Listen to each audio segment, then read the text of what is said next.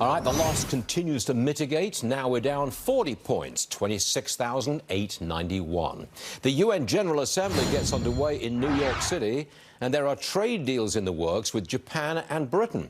Curtis Ellis is with us, former trade advisor to the Trump campaign. Curtis, I'm looking at the British deal, the UK deal. That seems to be really a big deal because it will be America's largest free trade agreement with a single country ever concluded. I think that's a big deal. What say you? It's a very big deal. Now, of course, Britain's got to get out of the European Union before we can even do that. They will. They will. They will. Good. I'm glad to hear that. Japan should not be underrated.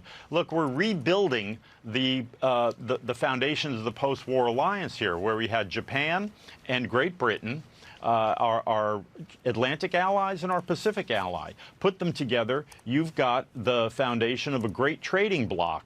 And the other piece of this that can't be overlooked is the USMCA, the U.S.-Mexico-Canada agreement, because all three of these, Britain, Japan, and Mexico-Canada, it's about building a bloc against China. And if we get these deals done, we are in a stronger position to get a deal with China or to get no deal with China and let them just wither on the vine and go away the way they want to go. You see, the U.S.-Mexico deal has provisions in it that says Mexico and Canada can't make a trade deal with China unless we approve it. So you see what we're building here, what the Trump administration is building here, is a sphere of influence, a trading bloc that will make North America the best place to do business, the best place to invest, not China. Sounds very positive to me. Curtis, hold on 1 second, please. I want to segue over to the General Motors strike. I want to bring in Grady Trimble. He is in Detroit. Do you have any late news on the strike, which is now in its second week, Grady? Yes, today is the start of the second week. We're told some progress was made over the weekend, but it's not clear how much closer the two sides are to reaching a deal. So this is day 8 that these picketers have been out here. We're told the talks resumed over the weekend. If the analysts are correct, GM has lost up to $500 million because of this strike.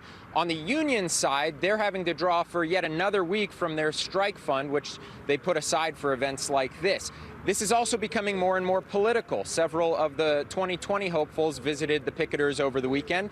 Elizabeth Warren, the senator from Massachusetts, was here at this specific plant, and then former Vice President Joe Biden in Kansas City over the weekend. Obviously, they want to show the supporters that they are here for them, but it doesn't hurt that they're gaining their support ahead of the 2020 election. Stuart? All right, Grady, right there in Detroit. I want to go back to Curtis Ellis, who knows a lot about this situation.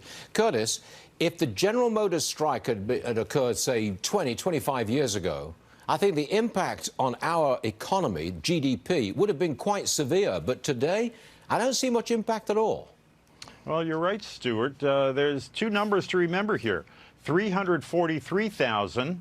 That's how many UAW members there were in 1970 when we had a 67-day strike. Today, it's not 343,000, it's 46,000. So that's a much smaller number of people. However, if this drags on, it would multiply through the supply chain. All the suppliers for GM, they won't be getting orders. There are thousands of more people employed there. And remember, as your correspondent said, there's a political dimension to this. This is centered in Michigan and Ohio primarily, two key states for the 2020 general election. So it's being watched very closely. Got it. Curtis Ellis, thank you very much indeed, sir. I've got